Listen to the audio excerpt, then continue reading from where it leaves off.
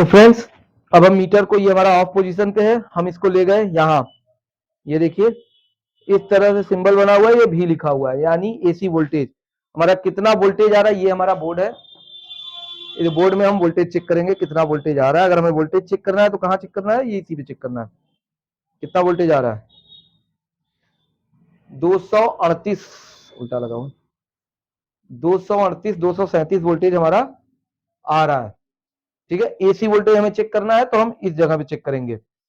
अब हमें DC voltage check करना है तो एसी में प्लस और माइनस नहीं होता, ध्यान दीजिएगा, एसी में हमारा प्लस और माइनस नहीं होता। हम इसको ऐसे भी लगा देंगे, यहां देखिए, यहां देखिए, आप वो गड़बड़ ना हो जाए।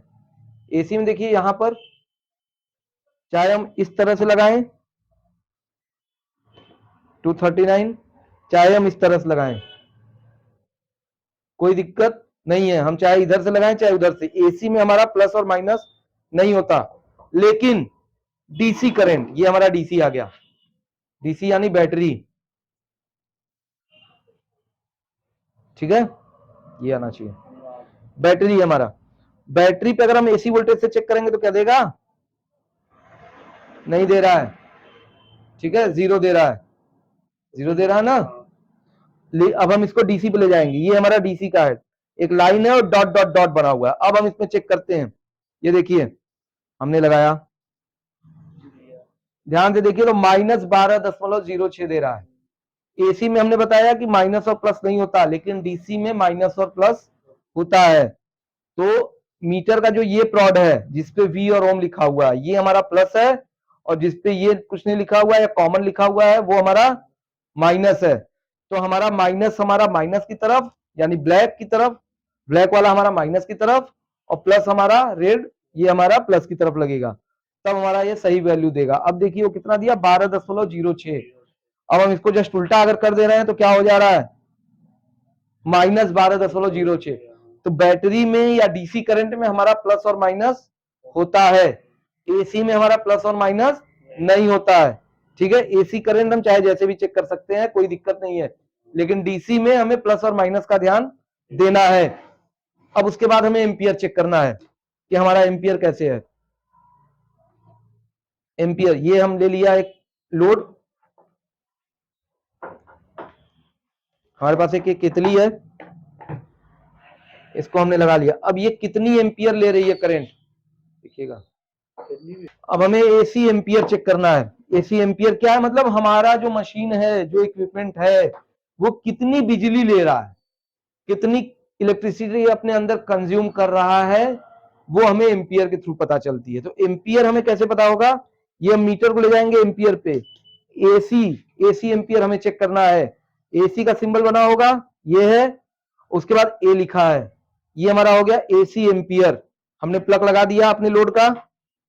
अब जो वायर आ रही होगी, कहीं भी दो वायर होंगी, दो वायर में से किसी एक वायर में, दोनों में नहीं, ध्यान दीजिएगा, किसी एक वायर में ये क्लैंप खोलेंगे, ये क्लैंप है, इस क्लैंप को खोलेंगे, इसको लगा देंगे। अब ये हमारा एम्पियर शो करेगा। ये केतली हमारी, ये केतली है, ये हमारी 2.819 एम्पियर करंट हमारी ले रही है। एसी रहेगा तो एसी के लिए कौन कौन सा, एयर कंडीशनिंग कितना एम्पियर लेता है वो हम आपको आगे बताएंगे। अभी अगर आपको एम्पियर चेक करना है तो एम्पियर किसी एक वायर में, ये देखिए हमने लगाया हुआ है, एम्पियर पे सेट किया है एक वायर, किसी एक वायर में हम एम्पियर का वायर, ये क्लैंप लगा देंगे और यहाँ एम्पियर हमें शो कर देगा, यानी ये हमारी केतली 2.83 समथिंग करंट कंज्यूम कर रही है। एम्पियर हमने चेक कर लिया। अब और चीजें हमने आपको बताई हैं, हमने बताया था, ये हो गया 3 पॉइंट। चौथा है हमें ओम्स पर, अब हमें किसी कंपोनेंट की, किसी मशीन की, किसी भी पंखे की, मोटर की, या किसी भी चीज की हमें रेजिस्टेंस वैल्यू चेक करनी है। वो हमारा सही है कि खराब है, क्या है, वो हम आगे आपको बताएंगे, लेकिन अभी हम आपको बता रहे हैं कि हमें रेजिस्टेंस वैल्यू चेक करनी है। तो वो हम कैसे चेक करेंगे, मीटर को हम ले जाएंगे ओम्स की रेंज पर। ये हमारा मीटर ऑटोमेटिक है, अपने आप किलो ओम, मेगा ओम सारी चीजें ले लेता है। अगर आपका ऑटोमेटिक नहीं होगा तो कंपोनेंट के हिसाब से उसको सिलेक्ट करना पड़ता है, 20 किलो ओम पे चेक करेंगे या 10 के पर, या जो भी। ये हमारा ऑटोमेटिक ले लेगा। हमें ये मोटर चेक करनी है। अब हमें ओम्स चेक करना है, यानी रेजिस्टेंस चेक करना है। तो हम मीटर को यहाँ इस रेंज पे ले जाएंगे। यहाँ पे देखिए ये 4 पॉइंट दिए हुए, उसमें ये वाला हमारा रेजिस्टेंस की वैल्यू शो करता है। अब हम ये सेलेक्ट स्विच है, इससे हम सेलेक्ट करेंगे। यहाँ मीटर पे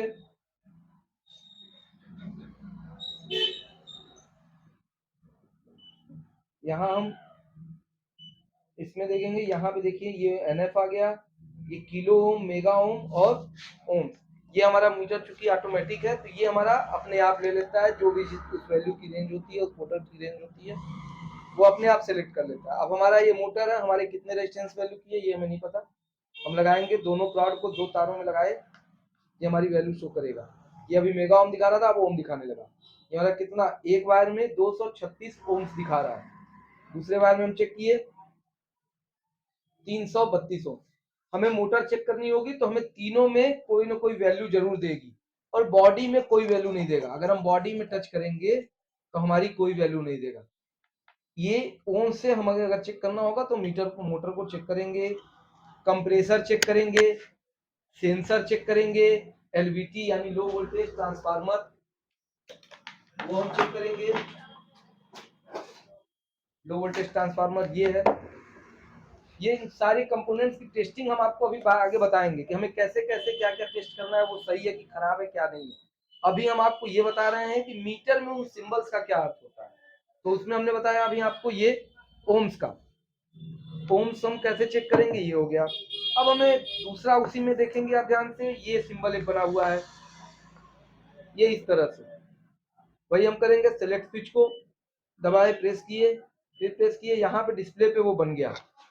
वायर आपस में शॉर्ट करेंगे तो बीप देगा। अब हमें ये वायर चेक करनी है, ये वायर हमारी सही है कि खराब है। तो हमें चेक करने के लिए हम इसी बजर रेंज पर इसको सेलेक्ट किए, और फिर वायर के दोनों सिरों को हमने लगाया। अगर ये वायर सही होती, अगर ये वायर हमारी सही होती तो इसमें बीप देता, लेकिन इसमें कोई भी बीप नहीं दे रहा है, यानी ये वायर हमारी कहीं न कहीं से ब्रेक है। दूसरी वायर हम चेक कर लें।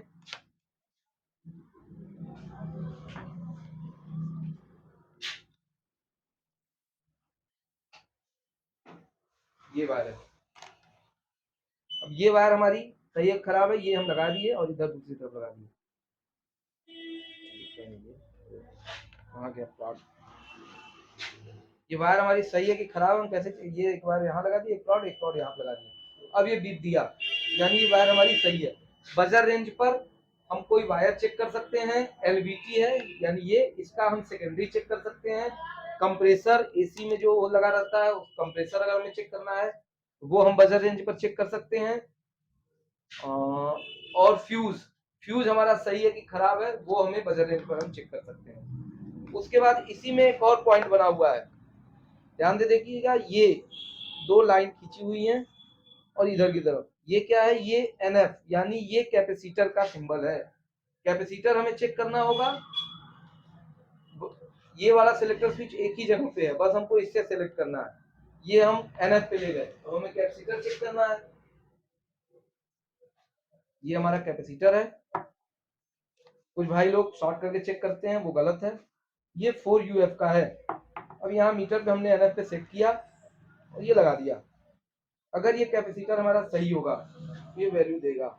ये देखिए 4.18 की वैल्यू दिया। दूसरा कैपेसिटर उठा के देख लेते हैं, एक ये कैपेसिटर है।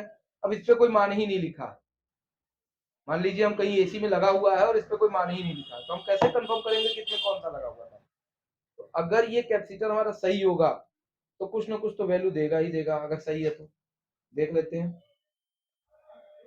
ये देखिए ये कैपेसिटर 36 UF का, ठीक है, ये 36 MFD का है। अब हमारा नंबर नहीं लिखा हुआ, हमें अंदाज से कोई और हम लगा देते, लेकिन हमारे पास है तो हम जो मीटर से चेक कर लिए, ये 36 MF का कैपेसिटर है। और इसमें फैन का कैपेसिटर है, वो कितना है वो भी देख लेते हैं।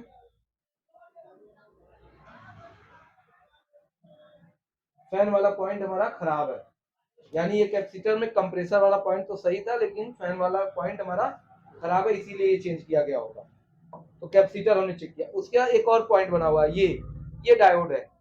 ये हमें जरूरत नहीं पड़ेगी, ये हमें एसी लाइन में हमें डायोड की जरूरत नहीं पड़ेगी। जब हम पीसीबी रिपेयर करेंगे, पीसीबी अगर हम रिपेयर करेंगे तब हमें इसकी जरूरत पड़ती है।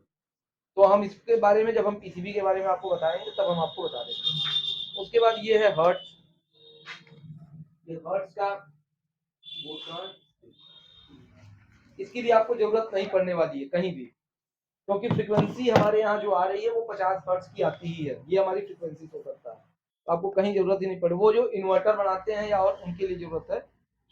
ये अब हमने इसको लगा दिया सीधे मीटर में, हमारी देखिए 50 हर्ट्ज की फ्रीक्वेंसी, हमारे यहाँ जो फ्रीक्वेंसी आ रही है वो 50 हर्ट्ज की आ रही है। तो ये हमारा हो गया।